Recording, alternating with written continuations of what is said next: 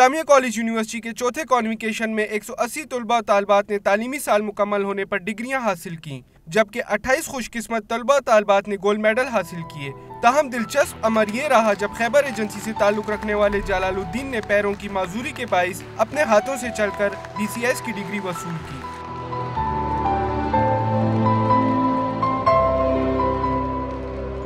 इस बाहिम्मत नौजवान जलालुद्दीन के बकौल के खसूसी अफराद भी आम लोगों की तरह दीगर काम सर अंजाम दे सकते हैं और ऐसा ही कुछ करने का अज़म वो भी रखते हैं। बारिश में तो मुझे बहुत तकलीफ होती थी, मगर मैंने हर मुश्किल का सामना किया और ऐसे इलाके से निकला हूँ ना जो वहाँ आम आदमी भी पढ़ाई पर तवज्जो नहीं दे सकते। जलालुद्दीन ने यह साबित कर दिया कि अगर हौसले बुलंद हो तो जिस्मानी माजूरी भी काम के आड़े नहीं आती। कैमरामैन इमरान हसन के साथ एहसन मुफ्ती, डॉन न्यूज़, पेशावर।